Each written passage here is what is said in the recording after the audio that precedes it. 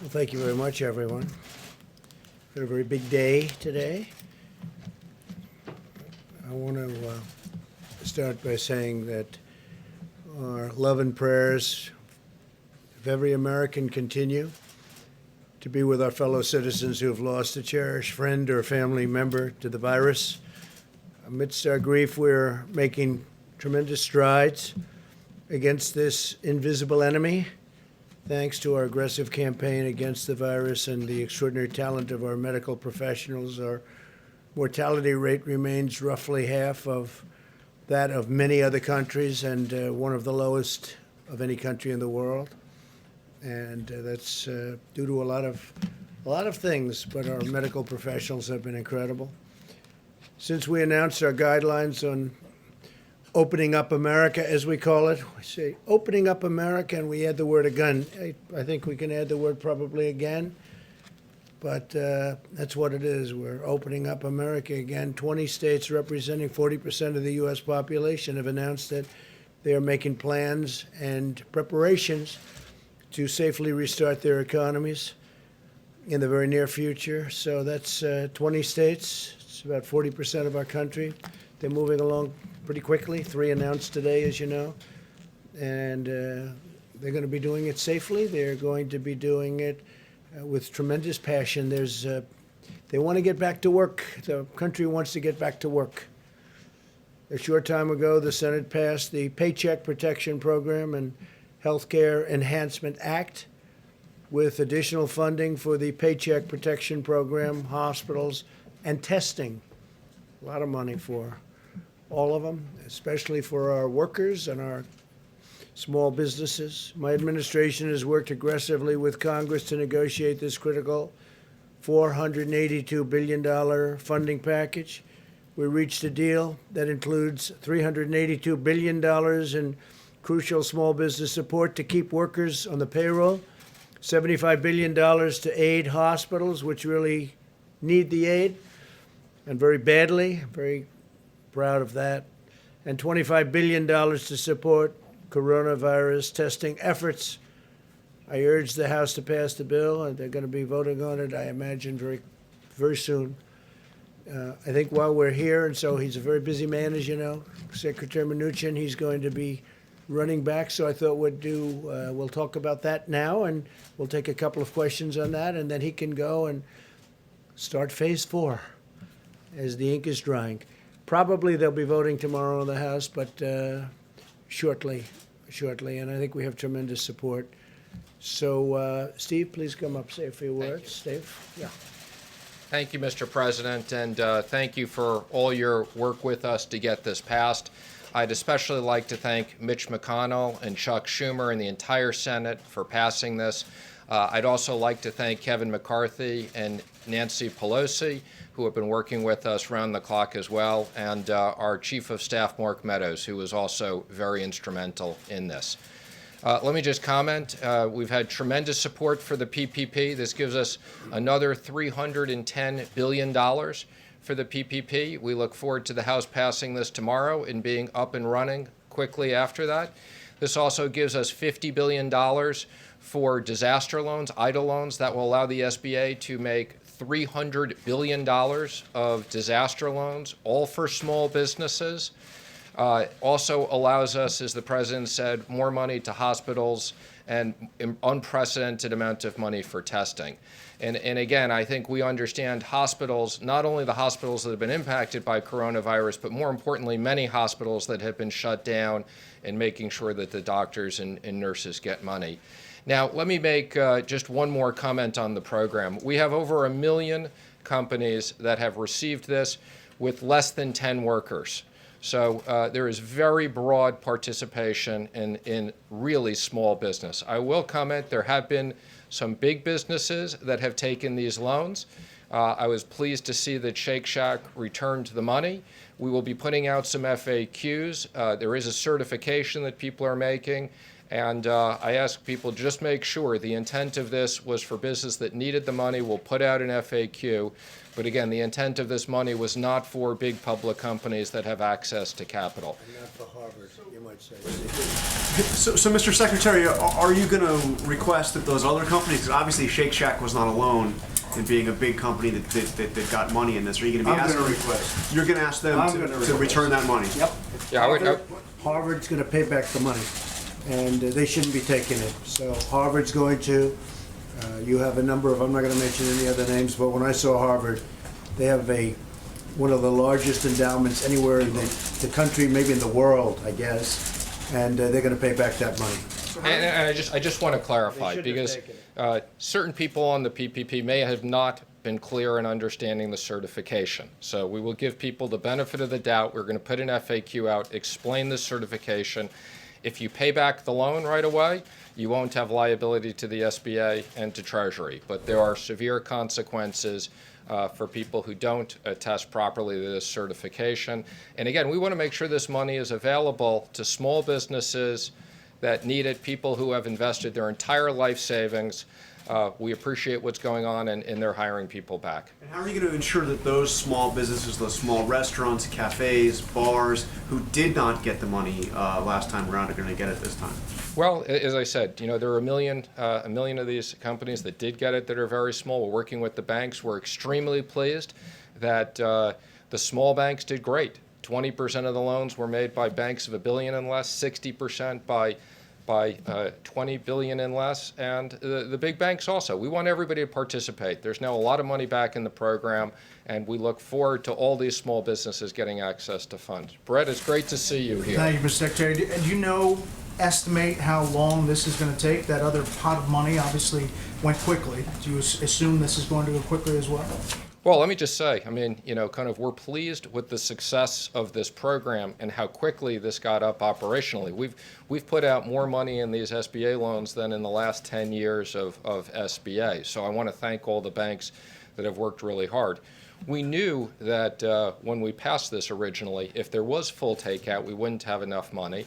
That's why we've worked with Congress for more money. And this is going to, we've already impacted about 30 million workers. There'll be a lot more. So we look forward to this having a big impact on the economy. Yesterday, the president said he would look into the issue of felons, those with criminal convictions, getting access to some of these programs. I was wondering if you have an update on that. Sure. So we worked with the White House on this. There were actually much more onerous restrictions in the SBA program. There were people who had misdemeanors that weren't allowed to access the program. It was much longer than 5 years. And, we very much, because of the criminal reform legislation that was passed and the work that's been done in the White House by Jared and others, we specifically designed the program, and the 5 years was significantly shorter than what had been done before. So we had already taken that into account. Consideration of For now, we're not going to do that. But I want to just emphasize, we did take this into account. There were a lot of people that wouldn't have access previously, and we changed those regulations. Mr. Secretary, the president talked about a phase 4. I know we all understand the circumstances and why businesses need this, but how many more phases can we afford to have, or can businesses expect to have? Do you see a phase 5, a phase 6, a phase 7? What's your thinking on this? Well, first of all, I very much appreciate the president's support for phase 4. He put out a tweet. As the president said, we would look forward to phase 4. Would be infrastructure. The president's been talking about infrastructure since the campaign. Roads, bridges, broadband, especially broadband now to rural America is very important. We've talked about incentives for restaurants, sports, entertainment, because these businesses have been impacted. The president has talked multiple times about a payroll tax cut. And we've also, we're talking about, in the case of states, the states, we've heard from the governors and the fiscal issues of the states.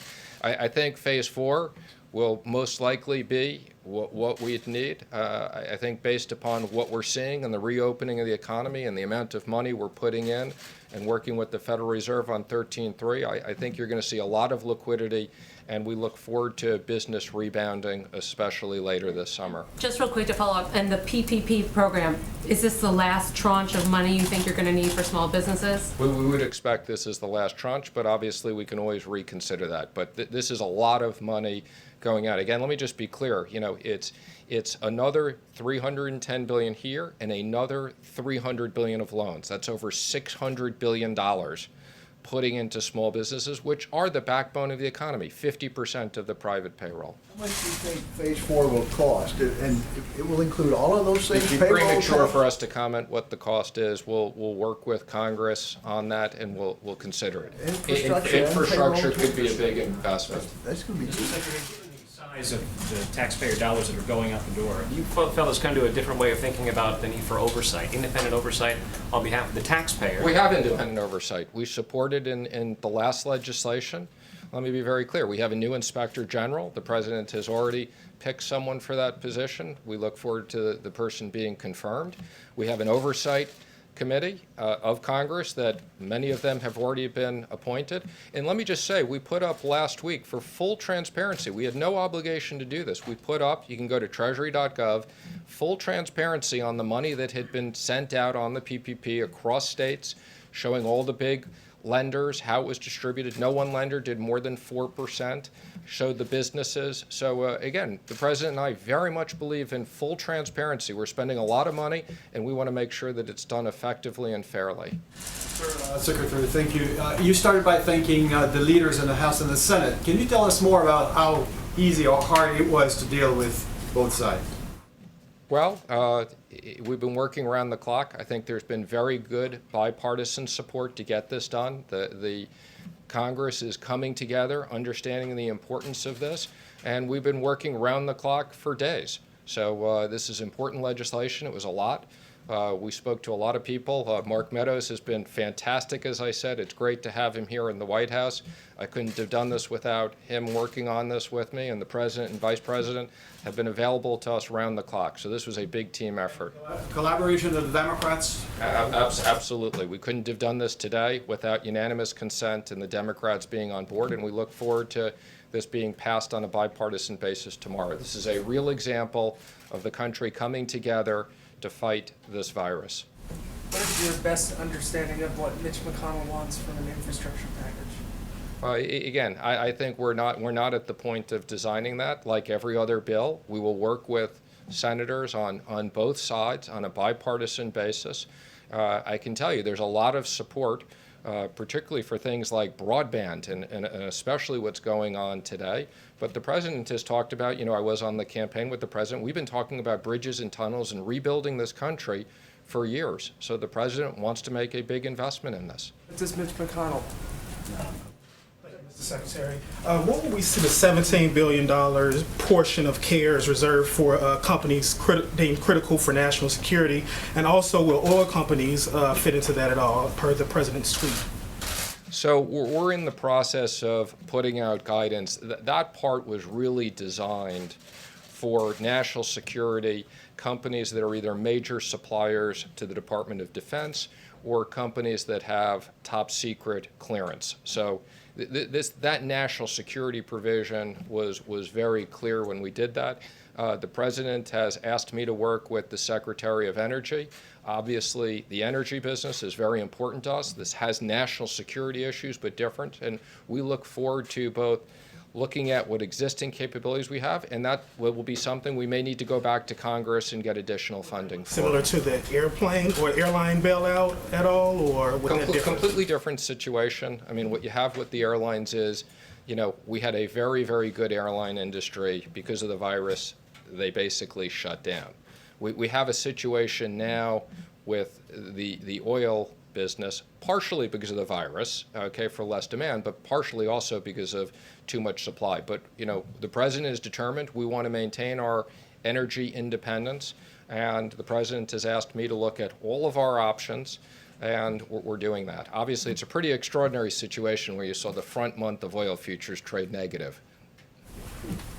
Hi, on the issue of the fourth stimulus bill and aid to state and local governments, any thoughts on whether that money should be proportionate to the rate of infection in states so that harder hit states? Interesting, but way too early to consider that. Whatever we do, we'll do on a bipartisan basis. The president has listened to the governors. I've had the opportunity to be on multiple video conference calls with the president and the vice president. We're reaching out to a lot of people. There's a lot of states that have been impacted, but way too early to figure out that level of design. You mentioned if a large company applies for one of these loans and maybe manipulates or works the system or works the loopholes to get it, what are some of the consequences to, if a large company tries to get one of these PPP loans? What can you do? Well, you used the word manipulate. I'm going to give people the benefit of the doubt. Again, we're going to put up very clear guidance so that people understand what the certification is, what it means if you're a big company. Again, there is a provision for, where there are multiple affiliates that people can access this, but the intent was not for companies that have access to plenty of liquidity and other sources.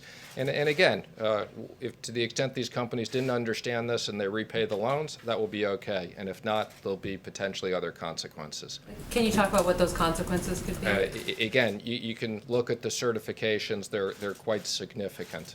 Do you have an estimate of how many jobs have been saved with all the money that's gone out in PPP so far? Well, I can tell you the PPP so far is over 30 million jobs. And again, that doesn't account for other money that we've sent out. And again, we're very pleased. The direct deposits have gone out. We've started sending out the checks. We're also going to be supplementing our capability and sending prepaid debit cards so we can get money out quickly to people. So everything that the president has had us working on is providing significant stability in the economy while we're dealing with this difficult time when, for medical reasons, we've closed down major parts of the economy. Thank you very much. That was a very nice question. Thank you, Thank you, Mr. Steve. President. See you later. That was a nice question, actually. It's a good question, too. So the noble fight against the invisible enemy has inflicted a steep toll on the American workforce. As we all know, millions of Americans sacrificed their jobs in order to battle the virus and save the lives of our fellow citizens. We have a solemn duty to ensure these unemployed Americans regain their jobs and their livelihoods. Therefore, in order to protect American workers, I will be issuing a temporary suspension of immigration into the United States. You heard about that last night. By pausing immigration, we'll help put unemployed Americans first in line for jobs as America reopens. So important. It would be wrong and unjust for Americans laid off by the virus to be replaced with new immigrant labor flown in from abroad. We must first take care of the American worker, take care of the American worker. This pause will be in effect for 60 days, after which the need for any extension or modification will be evaluated by myself and a group of people based on economic conditions at the time. This order will only apply to individuals seeking a permanent residency. In other words, those receiving green cards, big factor, will not apply to those entering on a temporary basis. As we move forward, we'll examine what additional immigration-related measures should be put in place to protect U.S. workers. We want to protect our U.S. workers, and I think as we move forward, we will become more and more protective of them. This pause on new immigration will also help to conserve vital medical resources for American citizens. A short break from new immigration, depending on the time we're talking about, will protect the solvency of our healthcare system and provide relief to jobless Americans. Today, Vice President Pence visited the hardworking men and women of General Electric Healthcare in Madison, Wisconsin, who are working 3 shifts a day to quadruple their production of ventilators. We're way ahead of schedule on ventilators, as you know. That's why it's never brought up by the media. They don't like to bring things up when we're doing so well. GE is also working with Ford to make 50,000 ventilators in the next 100 days, more than our entire country typically produces in a very long period of time, doing that in a matter of a few weeks and a few days. Earlier today, I had a very productive meeting with Governor Cuomo, as you probably saw. to discuss his statewide testing strategy and how we can work together to help expand it with the goal of doubling testing in the next few weeks.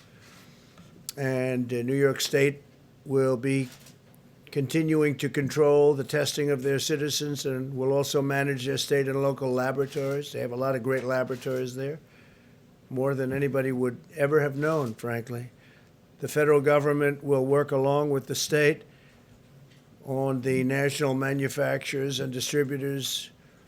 Together, we'll all work together to help them secure additional tests, and we hope that this model will work with the other states as well. I think it will, for the most part.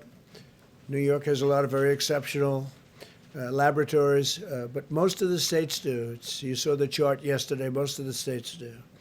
I'm proud of the relationship my administration has forged with New York, and I can say very honestly with New York State and New York City, they've been terrific to work with. The New York metropolitan area has been the epicenter of the outbreak here in America, and the federal government has spared no expense or resource to get New Yorkers the care they need and the care they deserve. We've sent over 5 million masks. We had 5 million masks, and now that number, as of about 2 days from now, will be more than doubled. Thousands of ventilators. In fact, so many ventilators that the governor is going to be sending up some to Massachusetts and a couple of other locations. We have a great deal of ventilators, which people thought would be impossible about a month ago. Thousands of hospital beds, and the USNS Comfort was sent, as you know, to New York, and it was originally for more of a normal medical purpose, and we changed it over so that it could take care of people that had the unfortunate circumstance of going through the problem that we know so well. Unfortunately, that we know so well.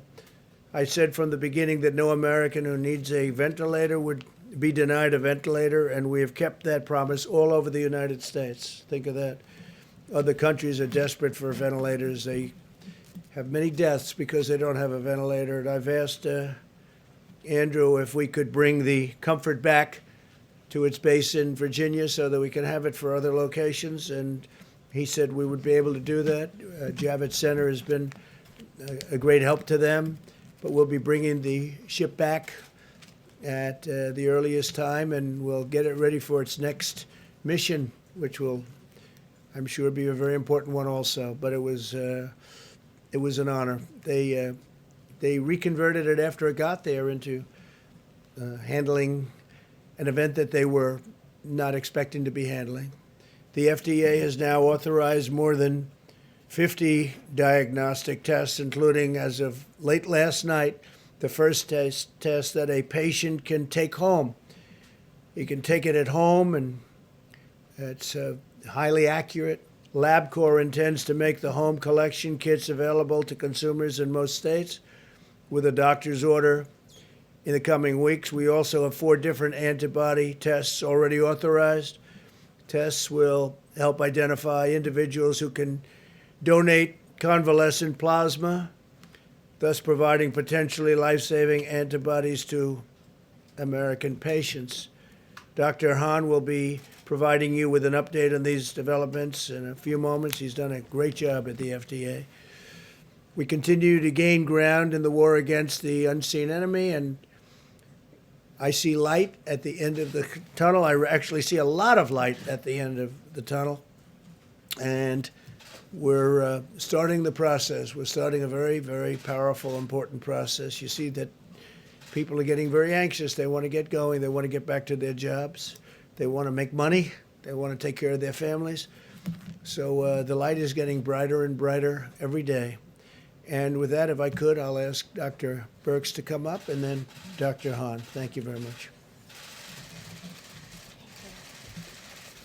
Thank you, Mr. President. So looking at all of the information across the United States, we do see improvement across all the large metros. I know you know that we've been talking about the New York metro area, New York City, Rhode Island, Connecticut. Long Island, and really we do start to see improvement there, and we see improvement even now in Rhode Island and Connecticut. The Detroit Metro is doing quite well with significant declines now. New Orleans is nearly back to their baseline of where they started for new infections. We also are seeing improvements in Chicago and Boston, and that has been a great concern for us over the last several weeks, but they appear now to be flattening. Both also Philadelphia and Houston, Atlanta, Nashville, Baltimore, Indianapolis, and St. Louis also appear to be flattening. The DC metro area, we don't see a decline yet, so hopefully all of you are still social distancing and doing everything that you can. I wanted to remind everybody of 2 points. When we brought up and the president put out the guidelines for opening up America again, it was very clear to use data and to really work together to mitigate against any resurgence, and also critically to protect the vulnerable. And what we're seeing across rural America and in some of the smaller population states is we're still seeing outbreaks in long-term care facilities. And we asked everyone in phase 1 to make sure that they continued their social distancing in public, to ensure that the vulnerable with comorbidities and other conditions and among the elderly were staying at home, and making sure we're still providing service to them. But as individual Americans, as we begin to open up, we also made it very clear that individual Americans need to continue all of their hygiene pieces, ensuring social distancing, washing hands, not touching their face, and making sure that they're not bringing the virus home to vulnerable individuals within the household. And remember, those were to continue through all 3 phases. And so really want to call people's attention again to the guidelines. We are continuing to see outbreaks in nursing homes and in confined spaces, and I think as Americans we want to stop that, and we have the ability to do that by really paying attention to the guidelines that were to be in all 3 phases. And so I'm calling on the states again to note that an informed community and knowledgeable community is a protected community. So make sure all of your states have your cases up, visible to the communities, so they can make decisions and understand where the virus is in their community and understand how to tackle it with their state and local governments. This will be absolutely critical. And the surveillance that we called for to find asymptomatics before people get sick as an early warning signal. We ask for those to be in the federal clinics, in our inner city, more vulnerable areas, among indigenous populations, and of course in our long-term care facilities and prisons. We really want to support state and local governments to move forward on these critical monitoring to protect individuals that may be in the most critically vulnerable states. We will continue to see mortality and deaths among our American citizens, particularly in the cities as they begin to move past peak, because deaths will lag.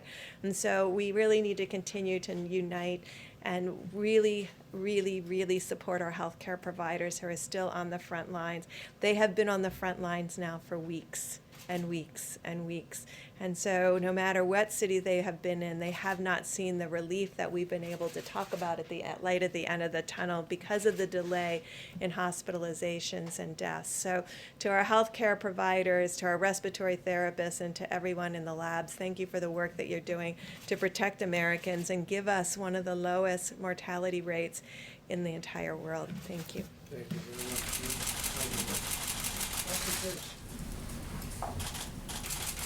Thank you, Mr. President. And I just want to echo what Dr. Burke said just a few short months ago. I was one of those doctors on the front lines, and I know how terrific they're working and how well they're doing for the American people. And a shout out to them for just the wonderful work that they do every day.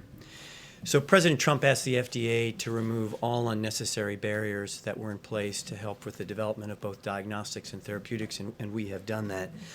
I'm here to give you an update on FDA's efforts around serologic tests, which, as you know, are antibody tests, which detect in the blood the natural immunity that someone might develop in response to infection, in this case, COVID-19. These aren't diagnostic tests, but these are tests that actually detect the antibody, so an indication that one has had the infection and has responded. And I think it's important for everyone to understand that the timing of the response of the antibody to the infection isn't completely known, but we know that it takes some time to actually develop that. And there's two types of antibody responses that can be detected. And the antibody tests are just one piece of the larger response that you've heard in the America Returning to Work plan that the President has, with the task force, has developed. And this pandemic is truly unprecedented in nature, and you'll see reports around the world of different antibody tests that have been used. And I think that's a reflection of the fact that we're just learning and beginning to understand what that response looks like. And many of these tests have different characteristics that allow to detect at different points in the infection. I do want to address one issue that we are laser focused on at FDA, and that is in an effort to provide laboratories and healthcare providers the early access to tests. We issued a policy earlier in March that allowed test developers the opportunity to quickly get their tests to market and address the needs of the nation as posed by the epidemic. In March, we provided this regulatory flexibility to manufacturers, and here's what we required of them. The manufacturers had to validate their tests. We call it self-validation, similar to what many test developers in the world have done. They had to notify FDA that they had performed that validation. And then they had to label their products appropriately in the package insert with information about the validation, as well as the fact that it's not a diagnostic test, that it's an antibody test. And the bottom line here is that FDA still expects manufacturers and test developers to validate their antibody tests even under this revised policy. Now, we've done a couple of things to actually help end users, to help laboratories, providers, et cetera, states in terms of their use of these antibody tests. One is that we're working with CDC and NCI to actually validate some of the more than 90 manufacturers who've notified us that they brought their test to market, to do an independent validation. And that process is going. We expect to hear more information this week about that, and we will provide that information in a transparent manner. We also want to go after anyone who is saying that the test has been authorized or has been approved by the FDA, but actually hasn't. And we've authorized 4 applications for antibody tests, and 140 test developers are pursuing applications for us as we speak. So it's not okay for someone to say that a test's been authorized or approved by FDA when it hasn't, and we are pursuing them both by in direct contact with the manufacturers, but also at the border. And so we have increased these interdiction efforts, and we will continue to outreach and do that with the manufacturers to make sure that we provide the most up-to-date information to the end users of these products. And we will continue to make all of our efforts, both in the diagnostics and the therapeutics, to help America open up again. Thank you, Mr. President. Thank you very much. Dr. Hahn? Go ahead. Dr. Hahn, you're speaking of 140 different developers, more than 90 manufacturers. How many of these tests actually work?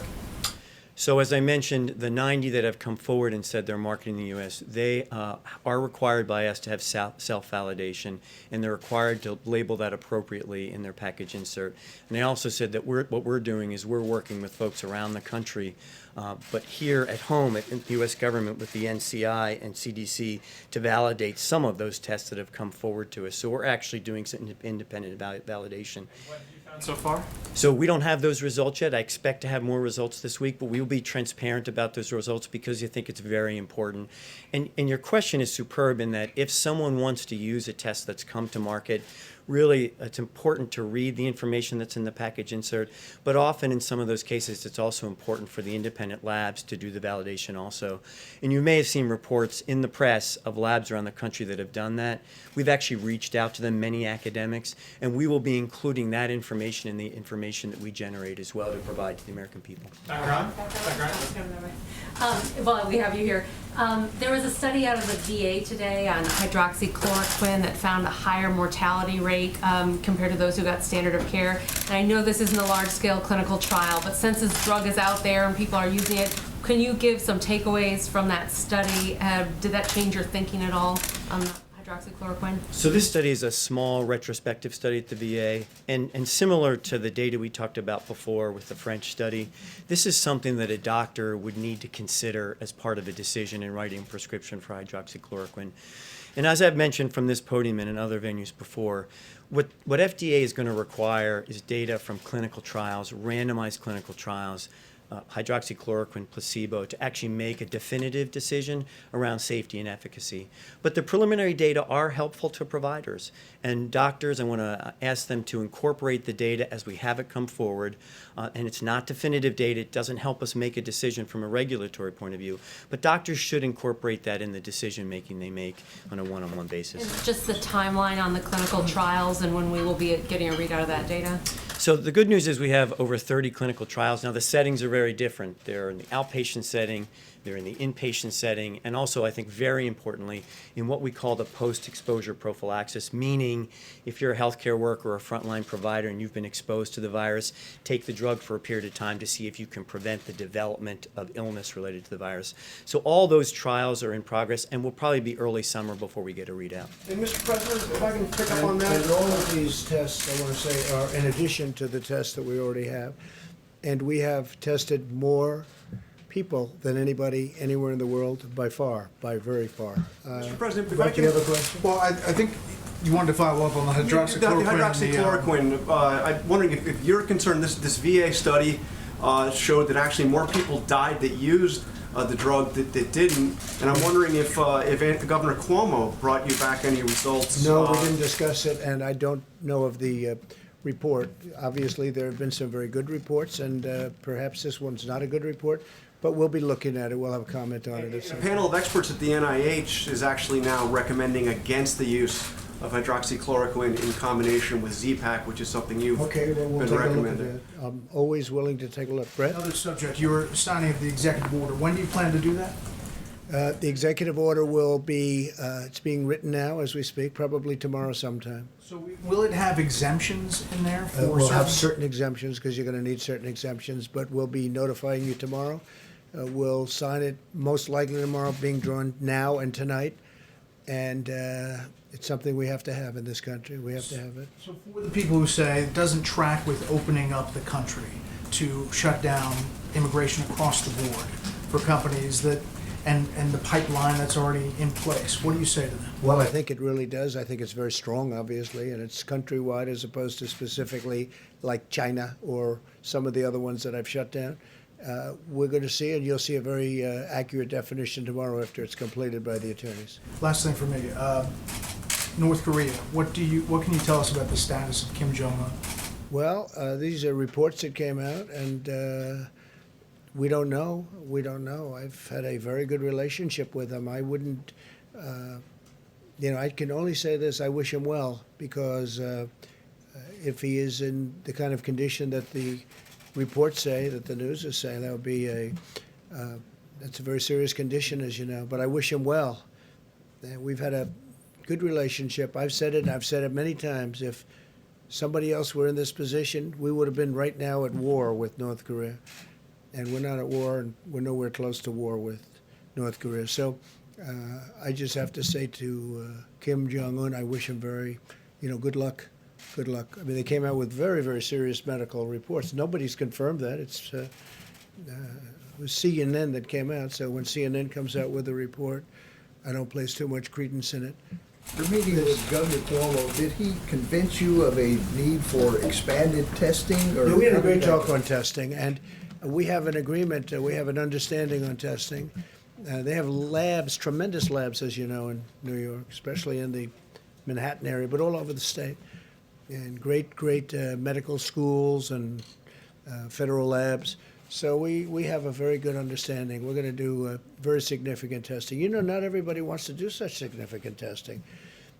Testing is good in some cases, and in some cases it's not. You have governors that don't want to go all out in the testing because they think they can do it in a different manner and do it better.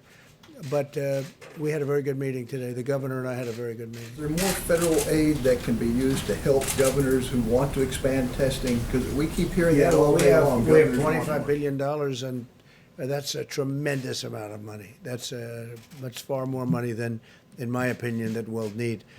And again, already we're testing more by far than any country. I think I read yesterday a report that we've done more than everybody else, every other country combined. And I think our people should be getting a lot of credit for that. We've done a lot, more than everybody else combined, and you never hear that in the news. It's, unfortunate. Yeah, please. And Mr. President, just back on the executive order for a second. You mentioned that there are going to be some exemptions.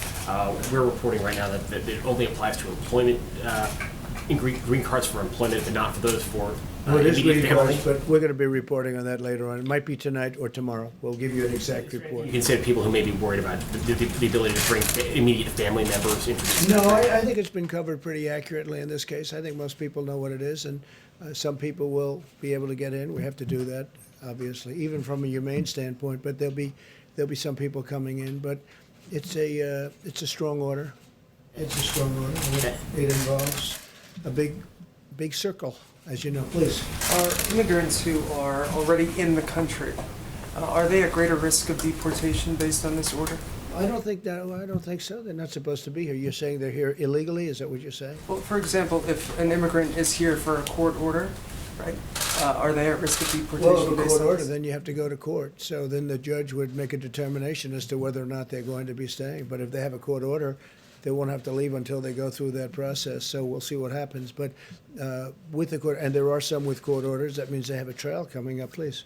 So obviously, on the immigration executive order, you've raised concern for a long time, even in good economic times, about immigrants taking Americans' jobs. So under what conditions would you consider lifting this halt on immigration? Well, we're doing, yeah. Or is this sort of an opportunity to address what you've seen as a problem for a long time? Well, I think, look, right now, obviously, we had the greatest economy in the world, and then one day we had to shut it down. They said, you have to shut it down. We did the right thing, because I think we would have had 1 million or maybe even 2 million or maybe more than that deaths. So we did the right thing. But certainly this would pertain. I mean, when you look at it right now, the last thing we want to do is take American workers' jobs. It's one thing when we were essentially, they used to call it full employment, and it's another thing right now. Right now, we have people that have lost their jobs, and we hope they're going to come back and come back fast, and then we can have an even deeper discussion. But right now, we have to have jobs for Americans. Would you have any sense of, like, if unemployment gets to 4% or 5%? You know, Well, people who are we'll have looking to see. I mean, I hope we're in that position to have that debate. Right now, we're not in that position. Right now, we closed down the largest economy, the greatest economy in the history of the world. It's the most successful economy. When you look at the stock market, we're breaking records virtually every week, sometimes every day. And stock market's still not doing badly considering what this country has been through, which really tells you how strong it was in the first place. But no, I hope we're going to be able to have that discussion. I hope we're in a position. That's like a good discussion to have. But that'll be a little bit later. Brett? I have a question for Dr. Birx about the CDC director said in an interview that perhaps this second wave of the coronavirus in the fall could be worse because it is timed with the seasonal flu. I'm just wondering if you could talk about that in context of as you're opening up the country and these guidelines that you've laid out. Yeah, so we were very clear in the guidelines that we believe we can monitor communities at the community level by using the influenza-like illness and the syndromic respiratory and gastrointestinal components of this particular virus. Obviously, when we have flu, we're working on an algorithm that you test for flu, and then you test for COVID, and making sure that we are building the testing capacity to be able to do that. Because I think it's very important that you're going to be able, on the surface, a patient when they come in with early flu and early COVID can look very close to get identical. So we need to have testing in place to be able to separate and ensure those patients receive the best treatment. We're also hoping by that time that we have additional treatment options for people with COVID-19, so that there will be additional treatment available in the fall. Your message would be to prepare for that time, thinking that it'll come back together?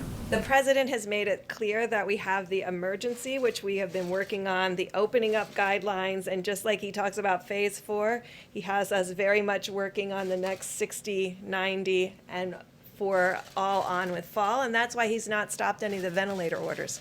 It's very important that we have a completely refreshed and a comprehensive stockpile going into the fall. And I think that's why we continue to bring in those shipments and work on the ventilators so that those would be available not only for the United States, but certainly if other partner countries have this level of tragedy. So you agree, if I can follow up on that? So you agree this could come back actually worse in the fall? I don't know if it will be worse. I think this has been pretty bad.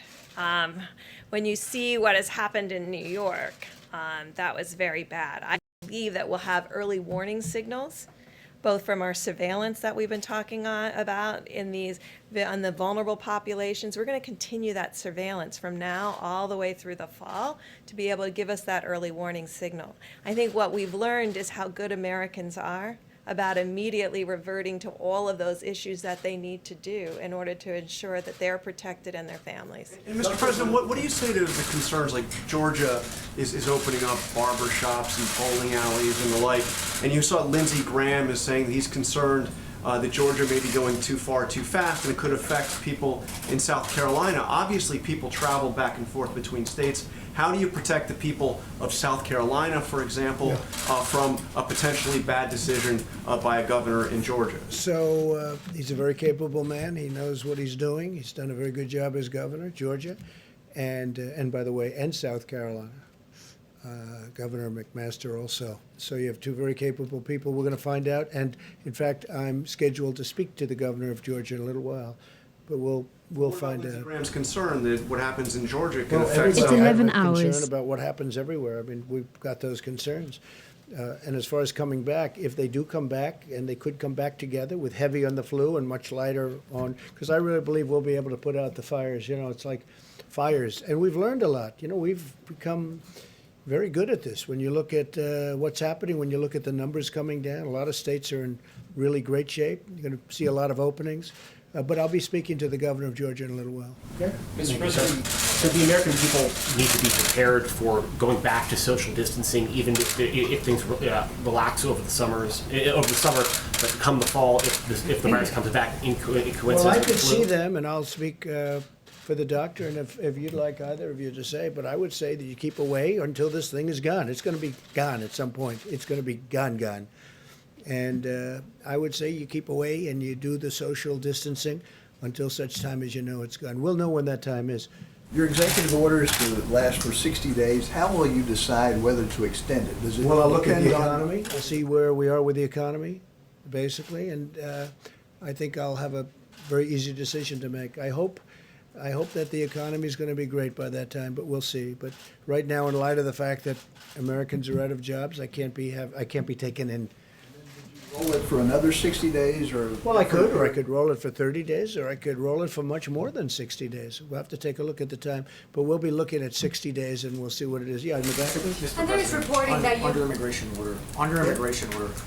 That's all right. You go. Why don't you go, and then you. Okay, on the immigration order, we'll continue with that. There is reporting that you may actually sign a second order to even limit more of those exemptions that you were just talking about. Can you confirm that It you could are happen considering? if I want, but I won't be doing it tomorrow. I'll be signing the primary order, and then we have a secondary order that if I want to do that, we'll make that determination. We Is can that- do that. Yeah, we can do that at a little bit different time if we want. But that is under consideration at this Yeah, time, a sure, second sure. order? Secondary orders, yeah. Please. Thank you, Mr. President. I have two questions, one from me and one from a reporter who couldn't be in the room because of You social always have distancing. one from him, one from That's the seat. This is a Okay, print good, that's seat. good. So my first question is about your immigration order. You campaigned on reducing legal immigration. I remember your speech in Phoenix in 2016 on reducing legal immigration. Oh, I can't In be this- legal and illegal, but no, I've always said you have to come into the country legally, so not legal. What I campaigned on was people just flooding our border and stopping. And by the way, speaking of that, we have 170 miles, almost 170 miles of very powerful border wall up, and it's moving rapidly, very quickly, and it's having a tremendous impact, and it's making our job a lot easier. Plus, Mexico has 27,000 soldiers right now on our southern border that we share with them, and Mexico's been terrific. They've really helped. You also campaigned on reducing legal immigration. And I'm wondering, some critics are saying that you are using the virus now in this crisis to follow through on that promise to reduce No, I'm not legal doing that. No.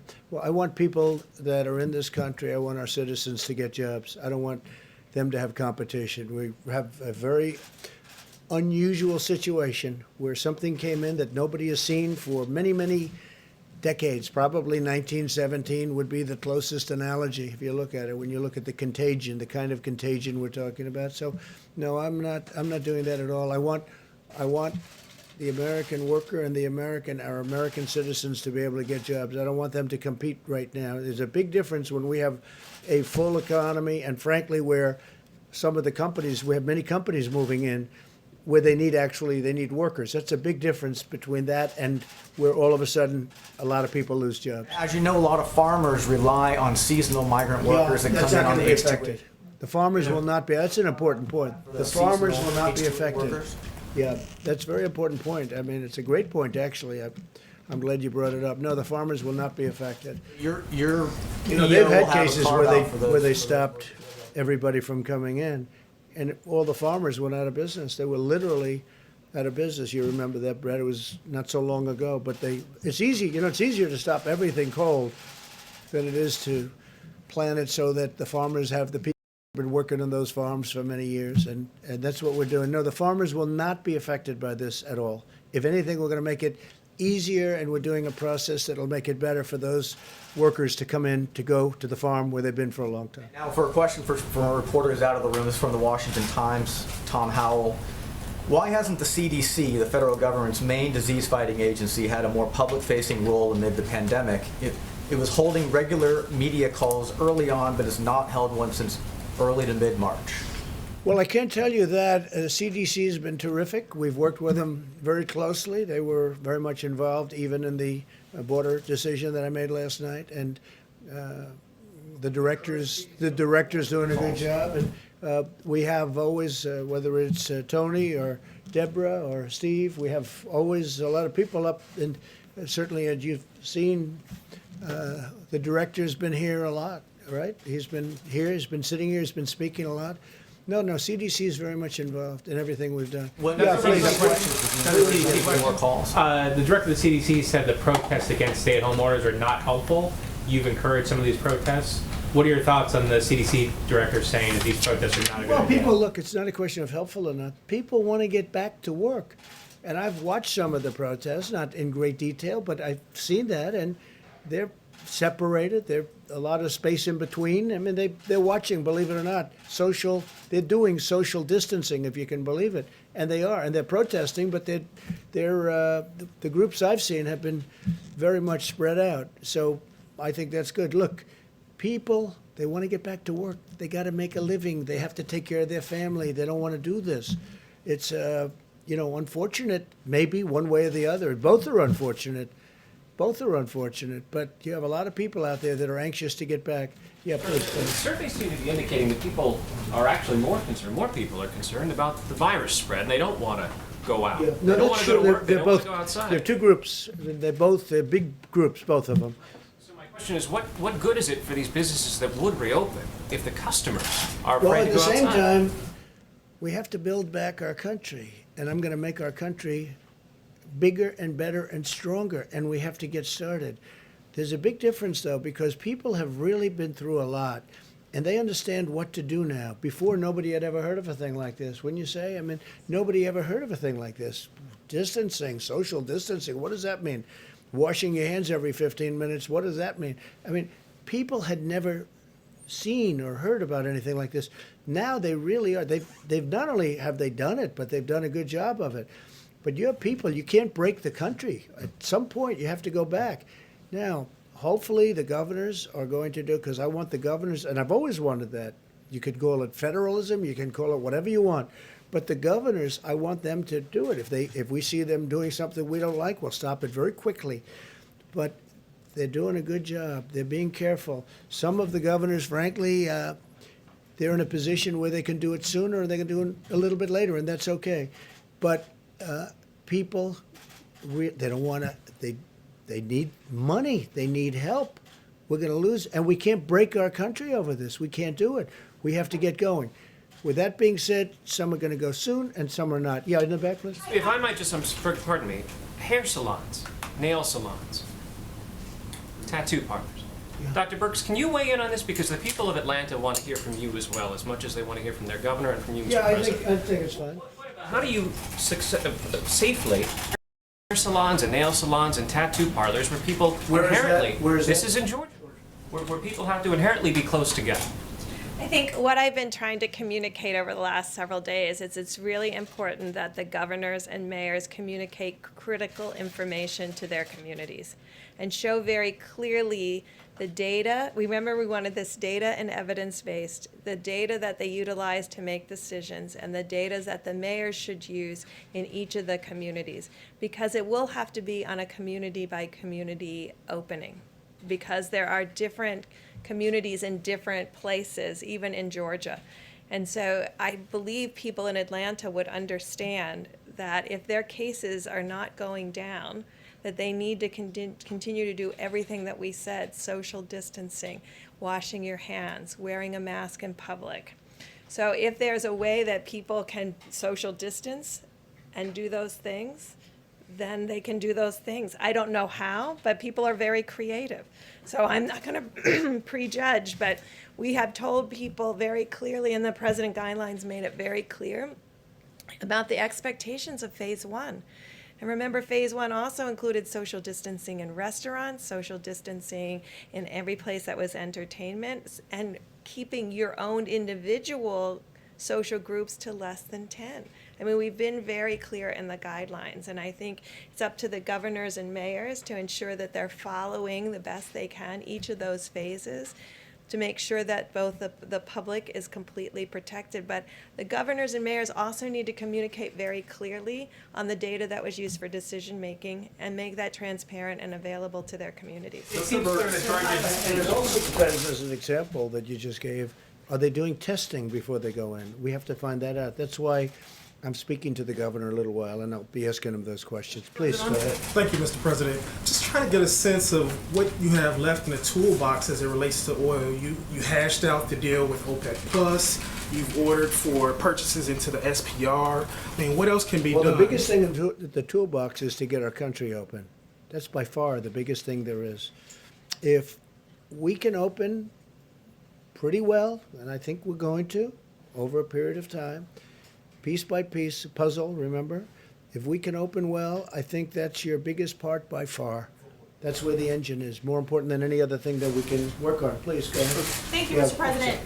Two New York-related questions. In your meeting with Governor Cuomo, was there talk about providing states like New York with aid in the fourth stimulus package? I'm wondering if you have any thoughts on whether that aid should be tied to infection rates, whether states like New York, New Jersey that have been hardest hit should receive more money, and also wondering if you have any thoughts on Mayor Bill de Blasio saying today that he'd like to host a ticker tape parade of sorts once this is all over to honor the healthcare workers. As a New Yorker, have any thoughts? Frankly, that sounds like a good idea to me. When it's all over, it sounds like a great idea. They deserve it.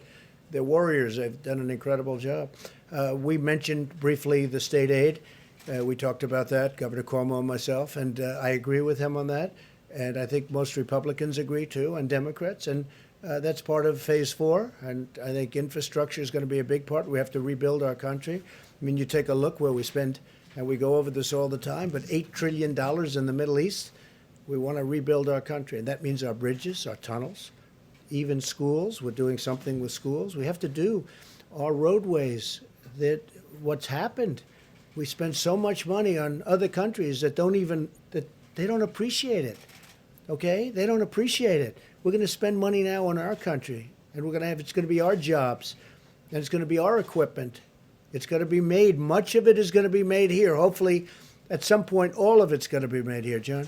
Mr. President, at that podium back on March 9th, Vice President Pence said that over 1 million tests had been distributed, and then he said, and this is an exact quote, before the end of this week, another 4 million tests will be distributed. As you know now, 6 weeks later, we still aren't at 4 million tests. I don't know what to say. With the testing. Ready? Are you ready? Again, I'll say it for the 5th time. We have tested more than any country in the world, and some of the countries are very big. Okay, more than any country in the world. We have one of the most successful, if you call mortality rates because one person, and I always say that for you in particular, one person is too many. But we've done very well. Our testing, if you add them all up, we've tested more. Now, I don't know what Mike Pence said, but I'm sure he could answer that He's question. at 4 million tests, and we're 6 You know weeks what? later. we're You not ready? at that Again, point. we've tested more than every country in the world, even put together. So that's all I can say. As far as Mike, he'll answer your question when he's here. Mr. President. He'll be back tomorrow. I just want to go back to the China deal and the phase one of this China deal. Yeah.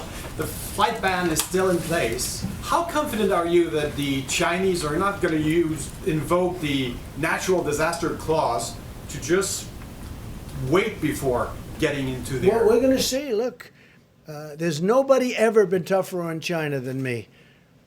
And that means for 20 years, you go back 20 years. I probably got elected at least partially on the fact that I've been very tough. I said China's been ripping us off for years. I'd go into Michigan, I'd go into Pennsylvania, I'd make speeches unrelated to being a politician. I'd be invited, I'd be speaking to people, which I like to do because I love the people. I love the people of this country. And I'd make speeches. I'd say, how did you let this happen with China? I even asked the leaders of China, how did this ever happen? Where our country loses tens of billions of dollars a year. And I don't mean just tens. Take a look, 200 billion, 300 billion, 400 billion, 500 billion dollars a year. How did they ever let a thing like this happen? Now, if you look at this last year, the deficit went way down, and I'm talking about even before. Now it's much different. But a lot of things are happening. Great things were happening, except all of a sudden, out of nowhere, came the invisible enemy. And we think we know where it came from, and we'll be talking about that probably a lot. But came the invisible enemy. There's been nobody tougher than me on China. I have no guarantee that they are going to go ahead with this phase one. But if that happens, we'll do a termination, and we'll do what I can do better than anybody.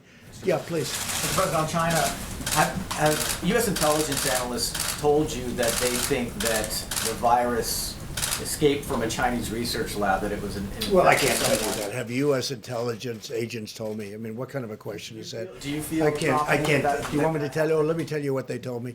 Look, they told me plenty. They told me plenty. Brett? I wanted to follow up on, you said about the small business program, Harvard's going to pay the money back.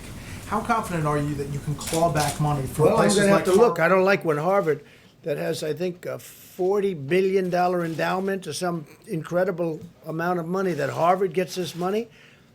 Harvard should pay that money back. I want Harvard to pay the money back, okay? And if they won't do that, then we won't do something else. They have to pay it back. I don't like it. I don't like it. This is meant for workers. This isn't meant for one of the richest institutions, not only far beyond schools, in the world. They got to pay it back. I want them to pay it back. Yeah. Mr. President, your Florida clubs have had to furlough Yeah, workers. that's true.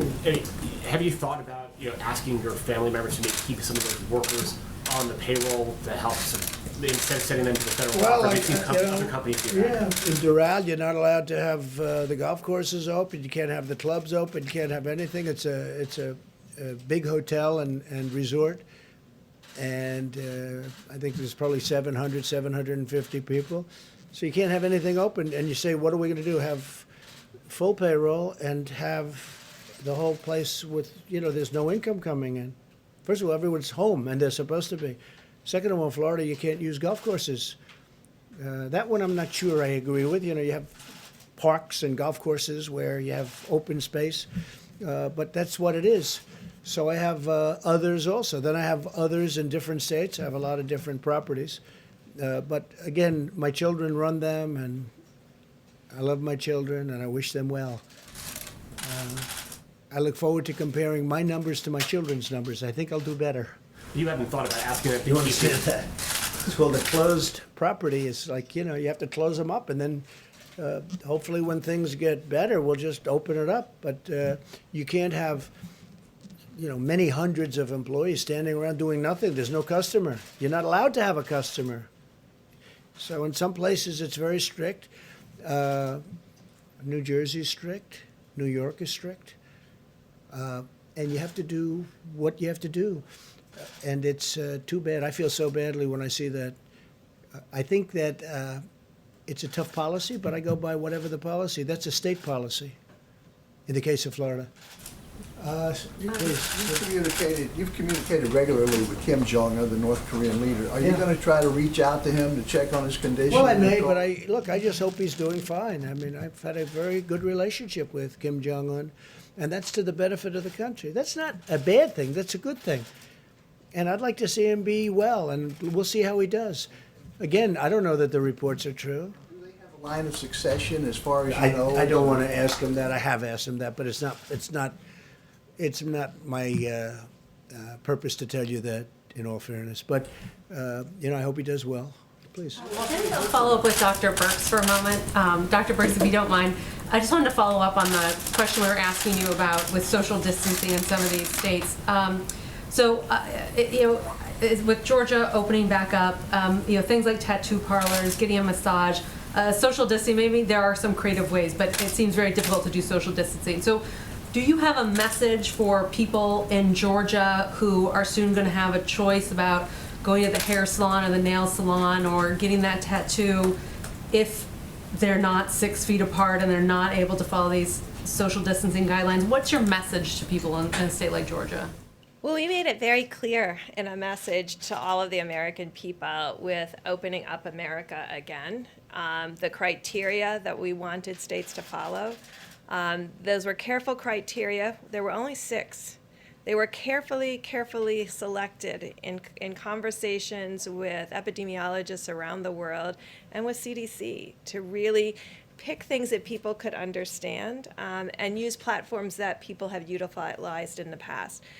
But it was built on the premise that it needs to be data-driven and it needs to protect those who are most vulnerable.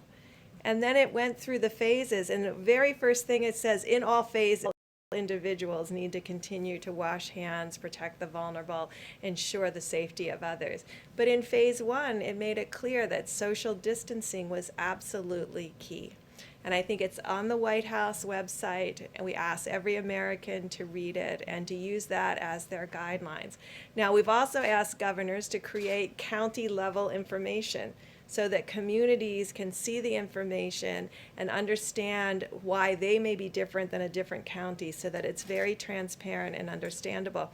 I had a question here a couple of days ago on a Jacksonville beach, and Jacksonville is dramatically different than Miami. And I think that was reflected in why Jacksonville had a different set of information and regulations. So I'm not going to judge anyone decision making. What I'm going to say is we were very clear in what we really believe protects the safety of Americans, and that is clearly laid out in the Opening Up America again. If I may, I have a question because we got data from Tokyo, an increase of cases and a double of the cases in Singapore. We've been, looking a lot at Europe after China, and then we're back into this area of the world. Here we're talking about a plateau and then cases going down. Any lessons to take out of what's happening in this area in Asia after having put our attention somewhere else for so long? The lesson is to be careful. Yeah. We've got to be very careful. We don't want that to happen. It could happen.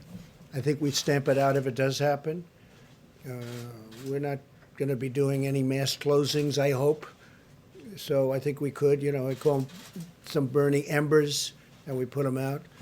And I think we've gotten very good at that, but we'll see. But we don't want that to happen, no, absolutely. You concerned, Mr. President, that once the reopening happened, we won't need to go back into reclosing. I don't want to do